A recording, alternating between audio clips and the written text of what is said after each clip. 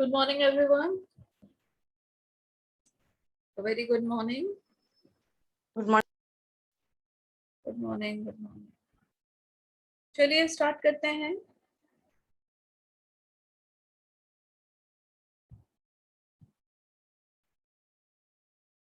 With further section of compromise, arrangement and amalgamation, that is section 233, I think. हाँ ना, section 230 एक process था. section 231 की during the scheme अगर tribunal को लगता है कि ये स्कीम अप्लाई नहीं हो रही है, मॉडिफिकेशन की नीड है, तो वो इंटरफेयर कर सकता है. एंड अगर उसको लगता है कि still the company is unable to pay the debts, तो वो बाइंडिंग अप का ऑर्डर भी पास करता है. That is 231. And 232 is basically compromise in arrangement की स्कीम में अगर आपने मर्जर एंड अमालगमेशन स्कीम तैयार करी है तो उसका पूरा प्रोसेस इज इन सेक्शन 232. अब हम आते हैं most important section, that is section 233. Section 233 is basically fast track merger. इसको बोलते हैं हम फास्ट ट्रैक मर्जर. वैसे पूरा इसका नाम अलग है ना. पूरा आप देखना कि सर्टेन कंपनीज का मर्जर, सर्टेन कंपनीज का कॉम्प्रोमाइज अरेंजमेंट एंड अमालगमेशन किस तरीके से होगा. बेसिकली फास्ट ट्रैक मर्जर है. क्या बोल रहे हैं कि यार छोटी छोटी कंपनीज जिनके पास इतने कम तो रिसोर्सेज हैं, इन लोगों को भी सेम प्रोसेस फॉलो करना पड़ेगा 230 का.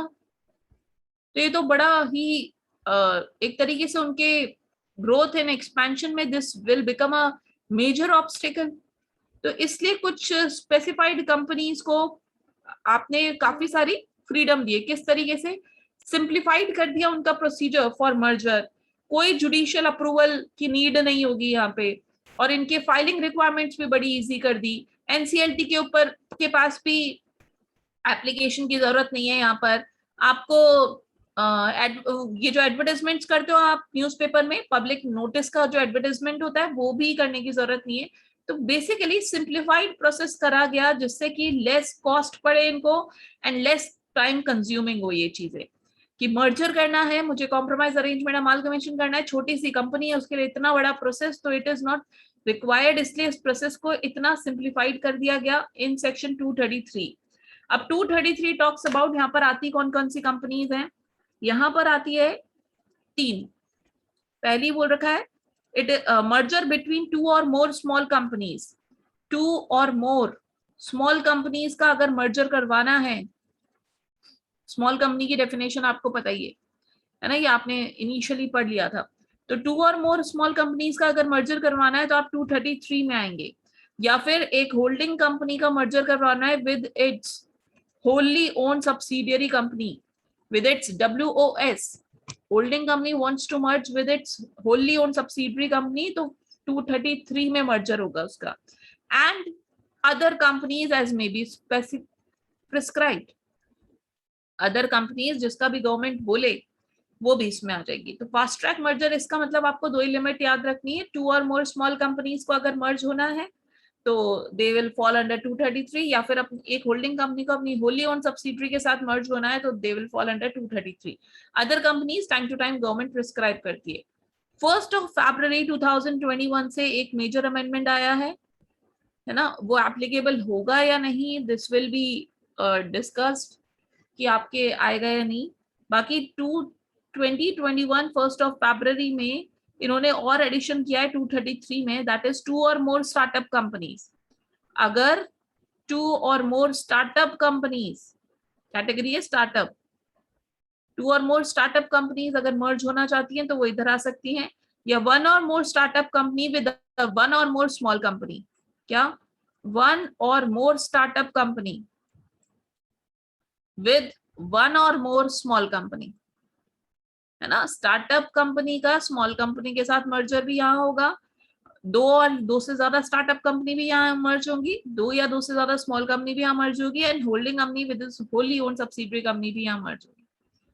स्टार्टअप कंपनी की एक डेफिनेशन होती है कि it is a private company जिसको 10 साल हो गए हो इनकॉर्पोरेट हुए हुए, जिसका टर्नओवर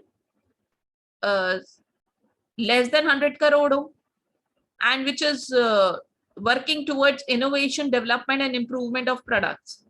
तो ये होती है स्टार्टअप कंपनी, है ना। तो स्टार्टअप कंपनीज का ये अमेंडमेंट है, दो चीजें अमेंडमेंट में डाली है 1 फरवरी 2021 से, दैट इज अगर वन और मोर स्टार्टअप कंपनी को मर्ज होना है तो 233, या वन और more startup company merge wants to merge with one or more small company 233, याद रखना आ जाता है।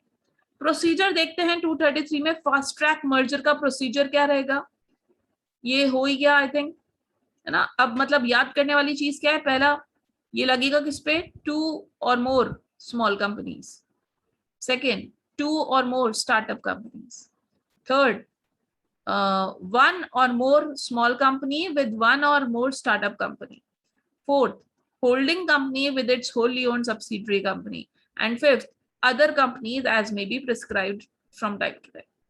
इन पे ये 233 लगेगा, और ये तो अमेंडमेंट में है 1 फरवरी 2021 से अमेंडमेंट आएगा। अब आते हैं प्रोसीजर। प्रोसीजर आपको दो पार्ट्स में लर्न करना है कि इसका प्रोसीजर, फास्ट ट्रैक मर्जर का प्रोसीजर, एक आप फर्स्ट पार्ट और एक सेकेंड पार्ट। फर्स्ट पार्ट में सबसे पहले एक बोर्ड मीटिंग कन्वीन होगी, एक बोर्ड मीटिंग कन्वीन करिए जहां पर अप्रूवल दीजिए to approval of FTM, fast track merger, approval of fast track merger कि यस हमारी company wants to merge with this company and हम 233 के सेक्शंस को एप्लीकेबल करेंगे। एंड एक ड्राफ्ट स्कीम तैयार करो, प्रिपेयर अ ड्राफ्ट स्कीम, ये तो जरूरी है ना, किस तरीके से क्या पीसी दोगे क्या नहीं दोगे, इन सब चीजों पे बात। तो ड्राफ्ट स्कीम ऑफ मर्जर तैयार होगी in the board meeting. Step 1, ये स्टेप नंबर 1 है, पार्ट 1 का स्टेप नंबर 1 है। पार्ट 1 का स्टेप नंबर 2 है send notice of proposed scheme. अब है ना, ये जो आपने स्कीम तैयार करी है ना, इसको आप सब में भेजो, तो सेंड करिए, send notice of proposed scheme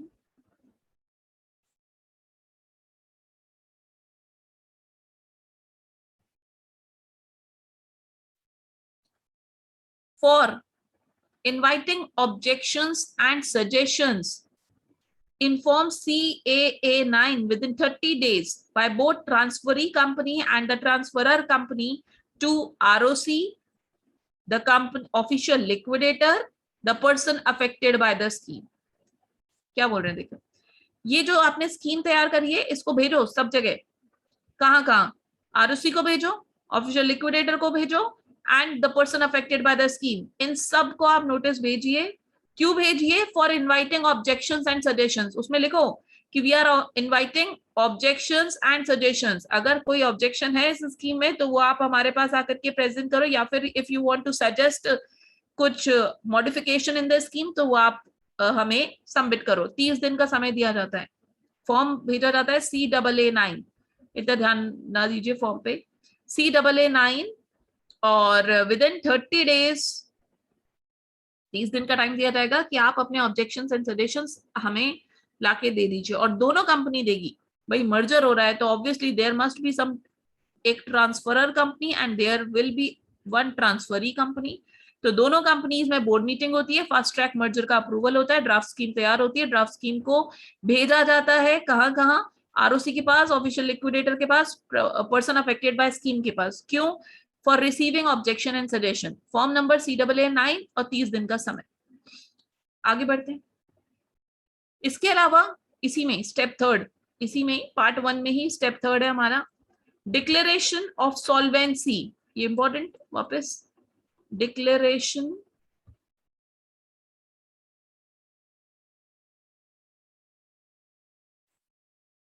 of solvency, form लगेगा CAA10, दोनों कंपनी भेजेगी, ट्रांसफरी ट्रांसफरर ROC के पास, सॉल्वेंसी का डिक्लेरेशन, है ना, ये बहुत जरूरी है। आप दो कंपनी अमालगमेट हो रही है, आप हमें ये तो बता दो कि आप सॉल्वेंट भी हो या नहीं। हो सकता है कंपनी इंसॉल्वेंट हो, उसके क्रेडिटर्स बेचारे परेशान हो रहे हो और आप खुद को ट्रांसफर कर रहे हो, PC ले लोगे खुद, जो ओनर्स हैं वो ले लेंगे PC। तो इट इज वेरी रिक्वायर्ड कि आप डिक्लेरेशन ऑफ सॉल्वेंसी दीजिए हमें। ROC को आप सबमिट करिए. Both the companies will submit declaration of solvency form in CAA10 to ROC along with attachments. Attachment क्या? Copy of board resolution, board resolution की copy, statement of assets and liabilities, auditor report on statement of assets and liabilities, board resolution की copy, भाई ये जो आपने board resolution pass करा होगा scheme को अप्रूव कराने का, उसकी copy, and statement of assets and liabilities, एक स्टेटमेंट सारी आपकी असेट्स एंड लाइबिलिटीज का, एंड ऑडिटर का report on this statement of asset and liabilities. ये 3 अटैचमेंट्स के साथ सॉल्वेंसी का डिक्लेरेशन दिया जाएगा टू ROC. ये फर्स्ट प्रोसेस है ना. सेक्शन 233 इंपॉर्टेंट है इसलिए बता रही हूँ मैं, बिकॉज यहाँ पर बेसिकली 230 इतना बड़ा हो जाता है, इतना बड़ा कि 233 उसको सिंप्लीफाई भी कर रहा है, तो इसलिए थोड़ा सा इंपॉर्टेंट हो जाता है. क्योंकि मेजर कंपनीज, देखो बड़ी बड़ी कंपनीज का अमालगमेशन इज वेरी मतलब बहुत ही रेयर.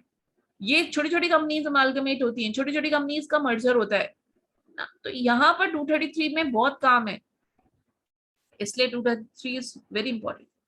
ये पार्ट 1 है जिसमें 3 स्टेप्स खत्म होती है. पहले स्टेप में आप बोर्ड मीटिंग करवाइए, बोर्ड मीटिंग में ड्राफ्ट स्कीम तैयार करो and approval of fast track merger, दोनों करवाएंगे बोर्ड मीटिंग, ट्रांसफरर भी एंड ट्रांसफरी भी.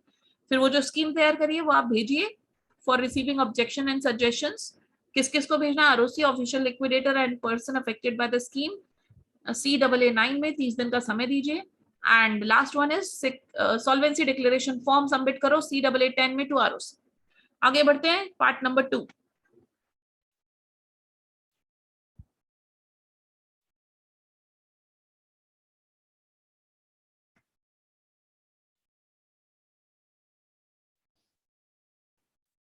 पार्ट नंबर 2 है. अब होगी जनरल मीटिंग. स्टेप 1, कन्वीन अ GM, जनरल मीटिंग कन्वीन कराओ of members of the company where notice to be sent shall include, है ना. मतलब आप जनरल मीटिंग कराइए, obviously general meeting members of the company की हो रही है.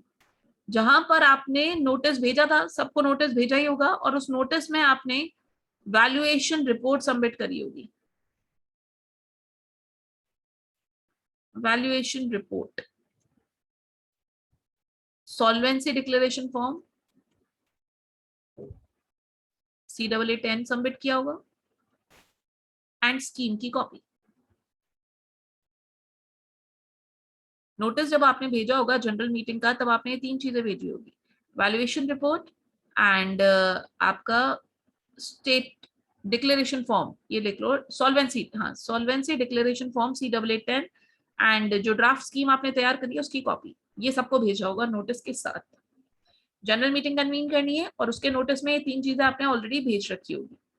द स्कीम, अब step 2 is the scheme in the meeting shall be approved by at least 90% members.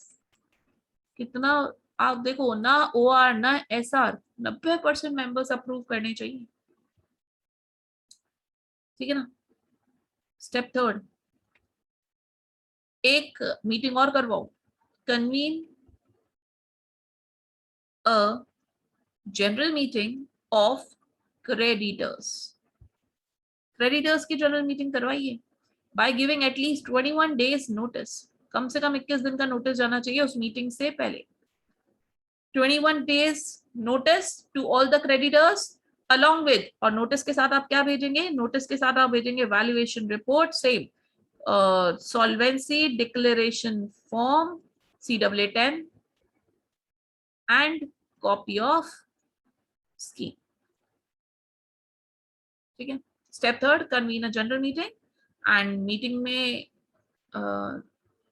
Creditors की मीटिंग, 21 दिन का नोटिस भेजना है, नोटिस के साथ ये तीनों चीजें भेजनी है, and scheme should be approved by, यहां पर जो स्कीम है ना वो अप्रूव होनी चाहिए at least by 9/10 in value of creditors. 9/10 in value of creditors.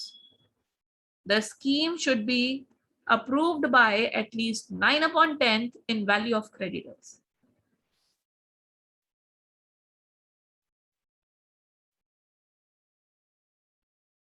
ठीक है, एक नोट है कि ये जो क्रेडिटर्स की मीटिंग है ना, आप इसको नहीं भी करवा सकते हो। Company is not required to convene a general meeting of creditors अगर 90% इन वैल्यू ऑफ क्रेडिटर्स, मतलब 9/10 लोगों ने आपके स्कीम को अप्रूव कर दिया, राइटिंग में, लिखित में। क्या बोल रहे हैं देखो, इधर तो ऐसा कोई ऑप्शन ही नहीं है, आपको जनरल मीटिंग ऑफ मेंबर्स तो करवानी ही पड़ेगी। You have to convene general meeting of members, compulsory है ना। और उधर नोटिस के साथ ये भेजो, 90% मेंबर्स की अप्रूवल आनी चाहिए स्कीम पे। स्टेप 3 में आपको क्रेडिटर्स की जनरल मीटिंग भी करवानी है और वही नोटिस के साथ ये चीजें देनी है और वहां पे अप्रूवल लेनी है, वही 90% ऑफ द क्रेडिटर्स की वैल्यू ऑफ क्रेडिटर्स की। एक नोट ये दे रखा है कि आप इस मीटिंग को अवॉइड कर सकते हो अगर 90% of the value of creditors agreed in writing for the scheme. अगर इन्होंने agreed in writing for the scheme के ऊपर अगर इनकी अप्रूवल आ चुकी है और वो भी 90% की, और इन्होंने लिखित में दे दी ये चीज, तो फिर आपको ये मीटिंग कंडक्ट करवाने की जरूरत नहीं है क्रेडिटर वाली। ठीक है, अब आगे बढ़ते हैं। अब एक और, अब थोड़ा कॉमन पॉइंट है ना, एक बार वापस से पार्ट 2 रिवाइज कर लेते हैं हम। आपको मेंबर्स की जनरल मीटिंग करवानी है एंड उसमें नोटिस के साथ 3 चीजें कॉमन है। Valuation report, solvency declaration form जाएगा CAA10 में, है ना, जो आपने आरओसी को सबमिट किया था सॉल्वेंसी डिक्लेरेशन फॉर्म, वही फॉर्म आप नोटिस के साथ दीजिए। कॉपी ऑफ स्कीम, 90% मेंबर्स की अप्रूवल आ जानी चाहिए स्कीम पे। एंड जनरल, एक और जनरल मीटिंग कन्वीन होगी क्रेडिटर्स की, और 21 दिन का एटलीस्ट 21 डेज नोटिस दीजिए और नोटिस के साथ तीनों चीजें अटैच करके भेजिए। 9/10 in the value of creditors की अप्रूवल आनी चाहिए। अगर आप इस मीटिंग को अवॉइड कर सकते हो अगर इन लोगों ने आपको राइटिंग में ये बात कह दी थी कि हम लोग को कोई दिक्कत नहीं है, कि मतलब they have approved for the scheme, तो फिर आपको कोई कंडक्ट करवाने की जरूरत नहीं है क्रेडिटर्स की मीटिंग। अब है, अब ये प्रोसेस हो गया। अब इसके बाद क्या होगा, common point, the transferee company shall within 7 days after conclusion of the meeting of members and creditors file a copy of approved scheme along with the report of the result of each meeting in form CAA11 with central government ROC official liquidator। वापस से बताती हूँ क्या transferee company. Transferee company समझते हो कौन हो गई? मैं बोल सकती हूँ अमालगमेटिंग,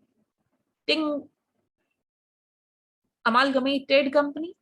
दो कंपनी है, एक तो है ट्रांसफरर और एक है ट्रांसफरी। ये कंपनी इसमें जा रही है, तो इस कंपनी को कुछ रिक्वायरमेंट है क्या, the 7 days after conclusion of meeting of members and creditors, within 7 days after meeting conclusions, both the meeting conclusions, meeting कौन कौन सी, मेंबर की और क्रेडिटर की, दोनों मीटिंग के कंक्लूजन्स के 7 दिन के अंदर अंदर आपको you have to file a copy of approved scheme. भाई अब नाम इसका स्कीम नहीं रहा, अब इसका नाम क्या हो गया, approved. A copy of approved scheme, approval मिल चुकी है ना मेंबर्स से भी क्रेडिटर्स से भी। अप्रूव्ड स्कीम की कॉपी भेजिए with the report of result of each meeting, साथ में एक रिपोर्ट भी भेजना, report of result of each meeting, report of result भी भेजना इन फॉर्म CAA11। ये CAA आपको नाम समझ आ गया होगा, चैप्टर का नाम है कॉम्प्रोमाइज अरेंजमेंट अमालगमेशन का फॉर्म 11। किस किस को भेजना है, सेंट्रल गवर्नमेंट को, आपको ROC को भेजना है, ऑफिशियल लिक्विडेटर को भेजना है, बाय रजिस्टर्ड पोस्ट और स्पीड पोस्ट, जैसे भी आप भेजिए इसको, hand delivery, registered post, speed post, कैसे भी भेजिए। ठीक है, थर्ड पॉइंट में ट्रांसफरी कंपनी को within 7 days of the conclusion of meeting you have to file approved scheme की कॉपी, साथ में report of result in form CAA11 to central government ROC official liquidator. ठीक है ना, आगे बढ़ते हैं स्टेप नंबर, मतलब अब आगे कॉमन पॉइंट, एक और काम क्या करना है, where no objection is received to the scheme or objection or suggestion received are not sustainable, confirmation मिल जाएगा आपको।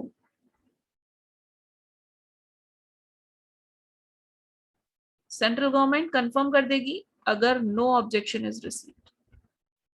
If no objection is received, या फिर ऑब्जेक्शन मिले तो थे बट वो सस्टेनेबल नहीं थे, मतलब कोई वैलिड पॉइंट नहीं था, उनको जो दिक्कत थी वो वैलिड नहीं लग रही थी, नो ऑब्जेक्शन या objection received but they were not sustainable, then central government shall issue confirmation in form CAA 12. Confirmation order under section under 12 ROC को फाइलिंग कर दो।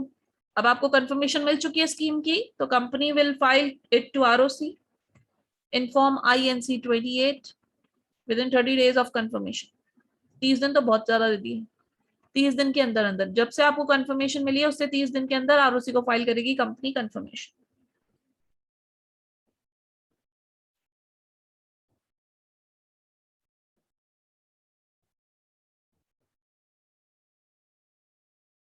ठीक है ना?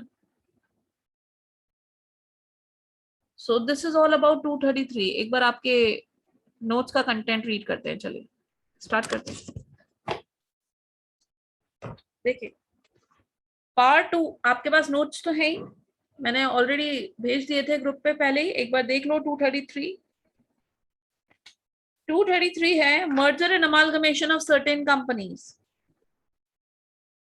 between two or more small companies, the holding company and its WOS and other companies as may be prescribed.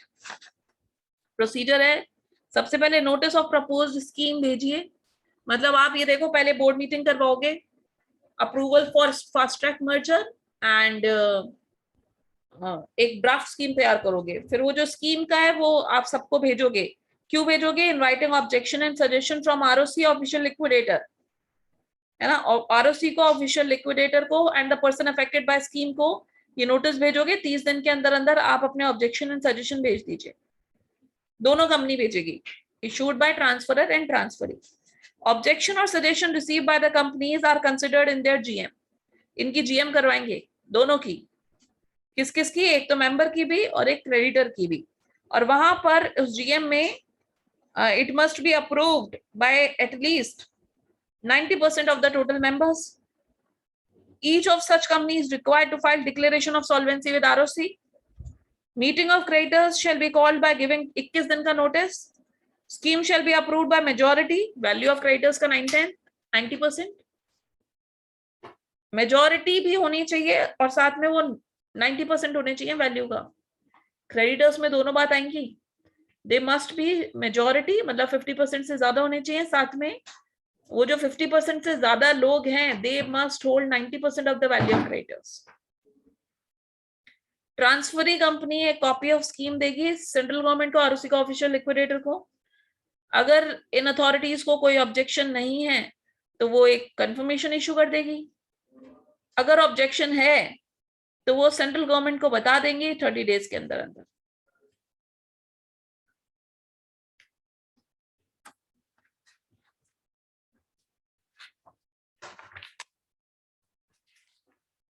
Common points है। अब आप क्या ये इफेक्ट दे रखा है, जैसे ही रजिस्ट्रेशन हो गया, अच्छा एक और बीच में रेड हाईलाइटेड कुछ है, देखना।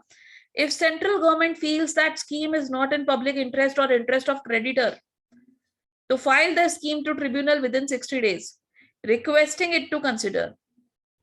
मतलब सेंट्रल गवर्नमेंट को अगर लगता है कि ये स्कीम पब्लिक इंटरेस्ट में नहीं है, मतलब इन दोनों का मर्जर नहीं होना चाहिए, तो वो 60 दिन का समय दिया गया सेंट्रल गवर्नमेंट को, और वो 60 दिन के अंदर ट्रिब्यूनल को बोल सकती है कि ट्रिब्यूनल आप इस स्कीम को कंसिडर करो और फाइनल अप्रूवल आप दे देना। ठीक है, अगर सेंट्रल गवर्नमेंट को नहीं सही लगती है स्कीम तो वो ट्रिब्यूनल को 60 दिन के अंदर ट्रिब्यूनल के पास भेज देगी स्कीम को कि आप कंसिडर करिए, और अगर आपको सही लगता है तो हाँ कर दीजिए, नहीं तो ना कर दीजिए। रजिस्ट्रेशन पे क्या होगा? सारी प्रॉपर्टी ट्रांसफरर की ट्रांसफरी की हो जाएगी, सारे चार्जेस उसके हो जाएंगे, लीगल प्रोसीडिंग्स उसकी हो जाएगी, ये सारे इफेक्ट है इसके। That's it 233। अब हम आगे चलेंगे 234 पे। ठीक है ना, 233 का आप जैसे मैंने पहले करवाया वैसे भी कर सकते हो, इसमें शॉर्ट में दे रखा है वैसे भी कर सकते हो, दोनों प्रोसेस है आपके पास। ठीक है, मैंने जो करवाया वो याद होगा आपको, बोर्ड मीटिंग करवाओ, अप्रूवल लीजिए, मतलब अप्रूव करिए फास्ट ट्रैक मर्जर, स्कीम तैयार करो, स्कीम को सब में भेजो, सब में मतलब official liquidator, person affected bye scheme and आपका आरओसी, इनको आप भेजिए प्रपोज्ड स्कीम की कॉपी, साथ में डिक्लेरेशन ऑफ सॉल्वेंसी फॉर्म जाएगा टू आरओसी, दोनों कंपनीज भेजेंगी। इसके बाद मीटिंग कन्वीन करवाने का प्रोसेस था, दोनों की मीटिंग होगी, अलग अलग स्टेप लिख देना कि मेंबर की मीटिंग में 90% अप्रूवल, क्रेडिटर की मीटिंग में भी 90% अप्रूवल, लेकिन मेजोरिटी भी होनी चाहिए क्रेडिटर की, दोनों चीजें। एंड अगर क्रेडिटर की मीटिंग कराने की जरूरत नहीं है, अगर उन्होंने राइटिंग में इसकी बात की अप्रूवल दे दी है तो। ये सारा प्रोसेस होने के बाद, अच्छा नोटिस का ध्यान रखना, नोटिस 21 दिन पहले जाएगा क्रेडिटर्स को, और नोटिस के साथ 3 चीजें जोड़ के जाएगा, अटैचमेंट याद रखना। उसके बाद वही ट्रांसफरी कंपनी को 7 दिन के अंदर अंदर, मीटिंग के कंक्लूजन से 7 दिन के अंदर अंदर आप सेंट्रल गवर्नमेंट को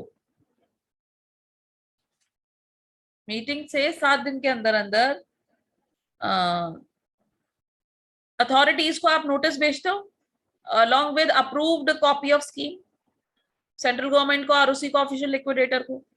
इनको कोई ऑब्जेक्शन है तो ये बता देती है, नहीं है तो हम अप्रूवल मान लेते हैं, है ना। अगर सेंट्रल गवर्नमेंट को लगता है स्कीम पब्लिक इंटरेस्ट में नहीं है तो वो 60 दिन के, 60 दिन याद रखना, 60 दिन में ट्रिब्यूनल को बोलेगी कि कंसिडर करो इस स्कीम को, और अगर सही लगता है तो अप्रूव करो, फिर तो इफेक्ट ऑफ रजिस्ट्रेशन। अब हम आते हैं 234 पे, that is merger of amalgamation of company with foreign company. देखना वेरी इजी, कुछ नहीं है, आपकी कंपनी इंटरनेशनल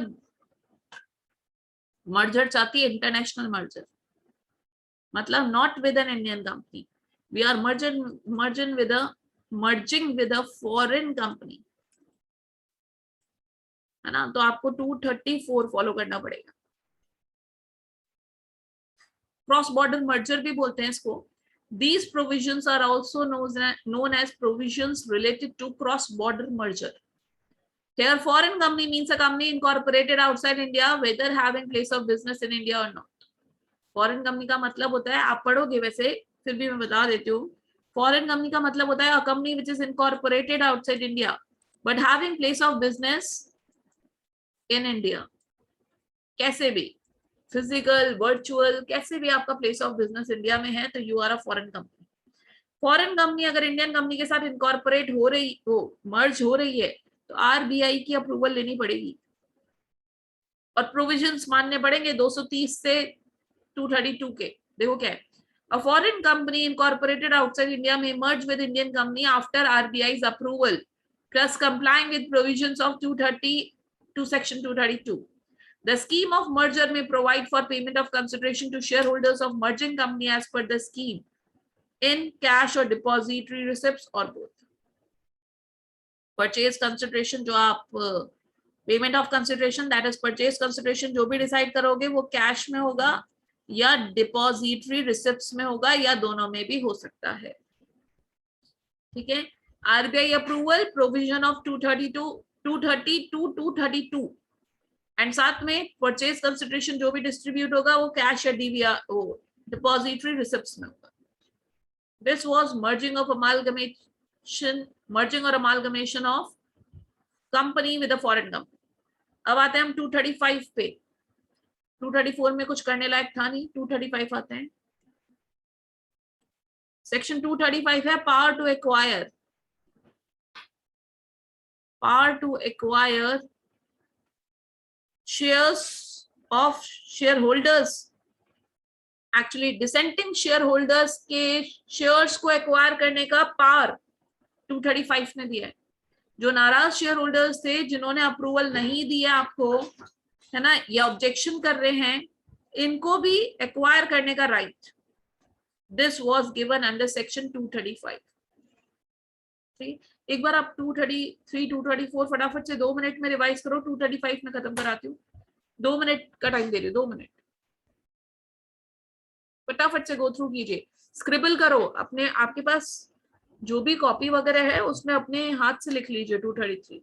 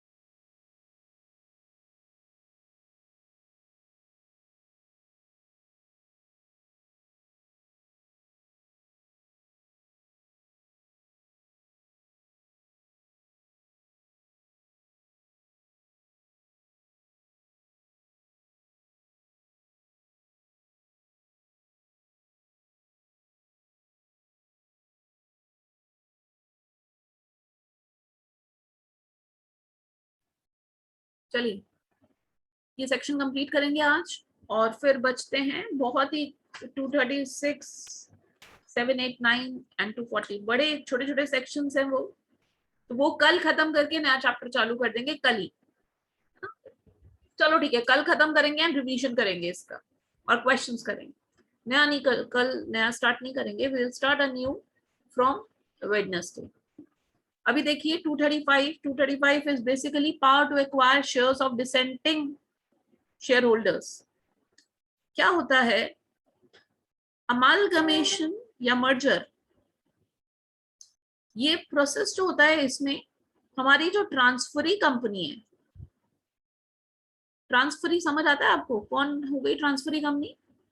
जिसके अंदर एक कंपनी मिल रही है, मतलब ए लिमिटेड अगर मान लीजिए मर्ज हो रही है बी में, तो this is our transferee company and this is our transferor company. तो जिस भी कंपनी में मिल रही है that is transferee company, transferee company offer देती है किस बात का? To acquire shares of another company.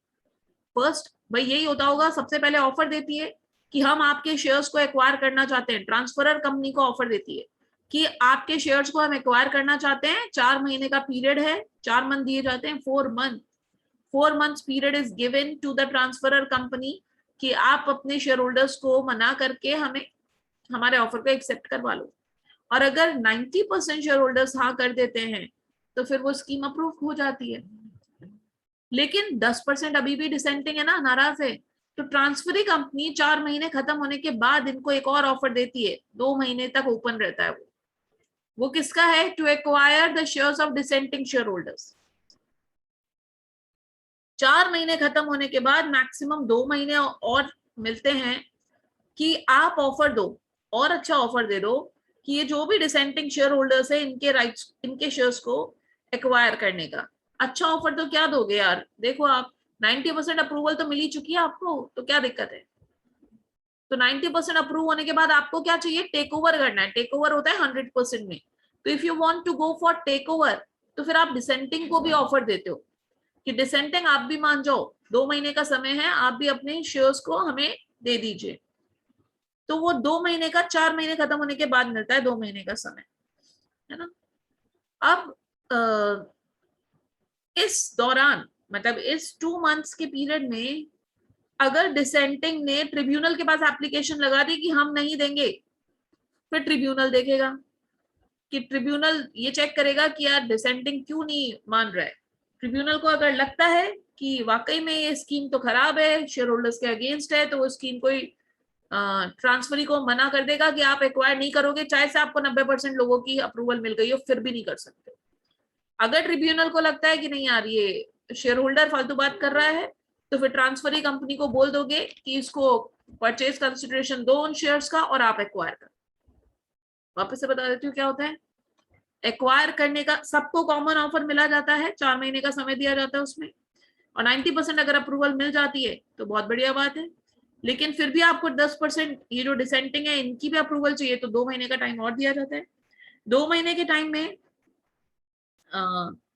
इनको डिसाइड करना है कि ये बेचना चाहते हैं अपना शेयर या नहीं बेचना चाहते। अगर इन्होंने ट्रिब्यूनल के पास, ये जो डिसेंटिंग शेयर होल्डर्स है, नाराज शेयर होल्डर्स है, इन्होंने ट्रिब्यूनल के पास एप्लीकेशन लगा दी कि यार हम इस स्कीम को अप्रूव नहीं करते हैं, आप देखिए इस स्कीम में, और ट्रिब्यूनल को लगता है कि हाँ एप्लीकेशन वैलिड है, तो transferee company can not acquire even if 90% आ चुकी है अप्रूवल, फिर भी नहीं कर सकता। और अगर ट्रिब्यूनल को लगता है कि नहीं ये फालतू की एलिगेशंस लगा रहा है, तो ट्रांसफरी कंपनी को बोलेगा कि इनको परचेज कंसिडरेशन दे करके आप अपना काम करो। ये लिखा हुआ है देखिए, step 1, transferee company makes an offer to shareholder of transferor company, common offer to all, approval from 9-10 shareholders in value shall be received within 4 months of making offer। 4 महीने के अंदर अगर आपके पास 90% अप्रूवल आ चुकी है तो फिर बहुत बढ़िया बात है। Transferee company shall express his desire to acquire the remaining shares of dissenting shareholder within 2 months of above said 4 months। 4 महीने के बाद 2 महीने का समय और देगा ट्रांसफरी कंपनी अपना डिजायर, मतलब ट्रांसफरी कंपनी को 2 महीने का टाइम दिया गया है कि आप बचे हुए को भी एक्वायर कर सकते हो, आप अपना ऑफर डालिए। And also give notice to such shareholders about his desire to acquire। Dissenting shareholders may make an application to tribunal within 30 days। 30 दिन का समय दिया गया। If order of tribunal in favor of such shareholders, तो transferee company acquire नहीं कर सकती। If order of tribunal against shareholders, transferee company will acquire and pay consideration for those। Separate bank account for disbursement to entitled shareholders। बोला गया है sum received by transferor company shall be paid into a separate bank account and they shall hold this money in trust for several person and it shall be dispersed and to entitled shareholders within 60 days। बोला गया है ये जो पैसा है ना, जो भी ट्रांसफरी कंपनी ट्रांसफरर कंपनी को देगी एज अ पीसी, वो एक सेपरेट बैंक अकाउंट में रखना है ट्रांसफरर कंपनी को। किसके लिए? अपने ही शेयर होल्डर्स के लिए। और इसको डिसबर्स कर देना है 60 दिन के अंदर। ट्रांसफरी कंपनी हमारी जो परचेज कंसिडरेशन देगी ट्रांसफरर कंपनी को, ये ट्रांसफरर कंपनी एक सेपरेट बैंक अकाउंट में रखेगी और इस सेपरेट बैंक अकाउंट से डिसबर्समेंट करेगी पेमेंट्स का to all the shareholders within a period of 60 days। This was acquiring of shares of dissenting shareholders।